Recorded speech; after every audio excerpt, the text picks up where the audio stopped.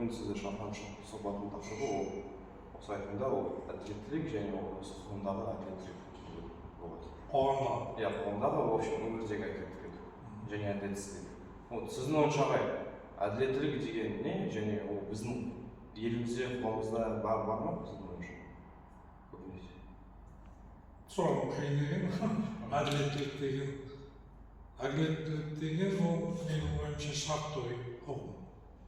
Әділеттілік деген өз ондай нәрсе болмайды. Біз өзіміз шешіп аламыз, мынау әділеттілік, әркімнің өзінің ойынша. Менің ойымда. Біреу ойлайды, мынау әділетті, мынау әділетсіз. Жеңілген адам көбінесе әділетсіз деп ойлайды. Мен не туралы сұрап жатқанымды білмеймін, мысалға күрес болып қалатын болса, жарыс болып қалатын болса, жеңілген адамдардың барлығы әділетсіз өтіп ойлайды. Көпшілігі.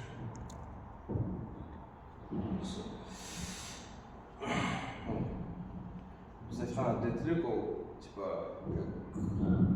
отношения осындай адамдар қарым-қатынас честно осы әділеттілік өз тақырыбым сол болады. Және біздің қоғамымызда осындай көптеген теңсіздік бар. Сіз келісесіз бе? Қоғамда біздің теңсіздік бар. Мемлекеттік тұрғыда айтып тұрсың ба? Жоқ, қоғамдағыны айтып отырсың. Қоғамда мемлекет, иә, в общем. Баланс бар. Баланс болу керек. Ол баланс бар. Ал енді жаңағы мемлекеттік тұрғыдан алатын болсақ, ол да мүмкіндігінше әділеттілік сақтап отырсың. Енді сіздің ойыңша осы қазіргі қоғамда ең үлкен теңсіздік қайда деп ойлайсыз? Қандай теңсіздік? Қазіргі қоғамда ең үлкен теңсіздік қандай деп ойлайсыз? Қазақстанда ма? Иә, Қазақстанда в общем әлемде немесе әділеттілік. Менің ойымша ол барлық не деп қарап отыр, теңсіздік деген. Барлық жерде кездеседі. Бүкіл әлемде болғанымыз. Мысалы, қазір Ресей деген мемлекет Украинамен соғысып жатыр. Оның қай жерінде әділеттілік, қай жерінде әділетсіздік жоқ. Иран деген мемлекетті Құрама Штаттар. Былайша айтқанда күшті адам сол өзінше әділеттілік дегенді құрып алады да соның шеңберін беседі. Негізі бұлай абсолютті әділеттілік деген болмайды. Ешқашан болмағанда жер бетінде. Менің өзім жеке ойым. Күшті кім? Күшті соның жағында болады. Ал осы бізде елімізде барған осы абсолютті әділеттілікке сол жете алады ма или қалай? Абсолюттік әділеттілікке жете алмайды ешқашан. Ол мүмкін емес. Абсолютті деген нәрсе өзі қоғамда физикада да болмайды. Абсолютно мүмкін емес. Және қоғамда көптеген адамдар адал емес істер жасайды және ол соңында ол үлкен мәселе және оның саудасы қоғамға басқа адамдарға үлкен мәселе болып болады және проблема өтеді. Сіздің ойыңша қалай адамдар адал, как честнее сделать адал, тұғын көтереді? Бұл тәрбие. Тек тәрбие ғана? Тек қана тәрбие. Тәрбие екінші жағы жаза.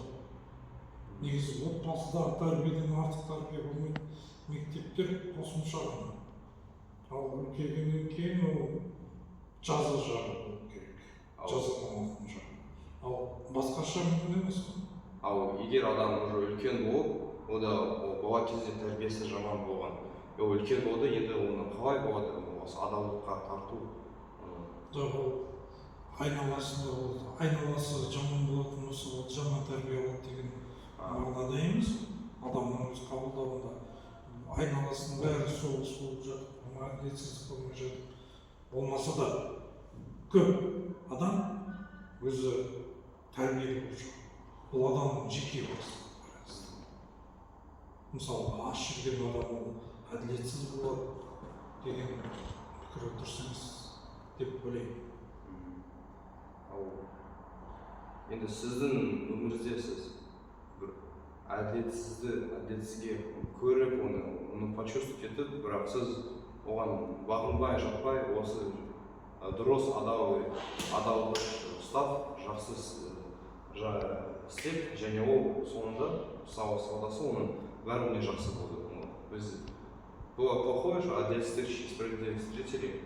Вы не подумались под нее, осы өзіңіз қалай ойладыңыз, дұрыс адал осылай істедіңіз деп, соңында бәріне жақсы болды. Осындай өмірде история бар ма? Меніңше жоқ. Вообще? Меніңше. Дәл қазір мен есіме түсіп тұрған жоқ. Бір история сіз бір жақсы істедіңіз, әділетті бір басқа адамдарға, бәріне жақсы соңында болды. Бар ма осындай? Жай сіз жақсы затты, әділетті істедіңіз? Мен негізі барлық уақытта әділетті істеуге тырысамын. Мысалға, сол экзаменнің өзін алып, әділетті істеуге тырысамын. Бірақ кейбіреулер бұрқылдап жатады. Мысалға, сен қолыңызда телефон тұр да, осы әділетсіз қазір. Барлығымыз таңертең тапсырамыз. Маған жұмысқа анау деп алады да, кейін бөлме бар. Мен кантиннің қасында отырып, білесің ғой, креслода, иә? Мен қанша баланың қолына көрдім. Былайша қарасаң, бірінші сабақта ана жерде специально мынандай ящик алып алған бар. Ящиктің ішінде өтірік телефондар тұр, басқа тұр. Осының қай жері әділеттілікті? Мысалға, емтиханда сондай жаңағы барынша әділет істеуге тырысамын. Бірақ ол қаншалықты әділет білмеймін. Барлығына жақсы болды деп айта алмаймын. Енді соңына келсек, сіз вообще әр адамға бір кеңес айта аласыз ба? Қалай өмір сүру, жақсы кеңес, совет по жизни. Совет по жизни. Өзін алдырмау керек болды ма? Ең басқа өзін алдырмау. Ең бірінші. Басқаны алдан мүмкін. Бірақ сен өзіңді алдай алмайсың, не ешқашан.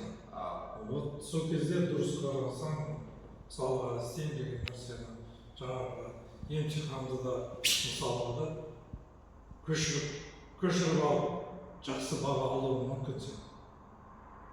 Сен ғана білуі мүмкін, басқа мынандай бақылаушы білмей қалуы мүмкін. Соған бармау керек. Мүмкіндігінше бірінші өзіңнен бастайтын болса, қалған адам өзі теріп кетеді деп ойлаймын. Сіз осы кеңесті өзіңіз ұстайсыз ба өміріңізде? Ұстаймын. Үлкен рахмет сізге. Жақсы. Сау болыңыз. Жақсы.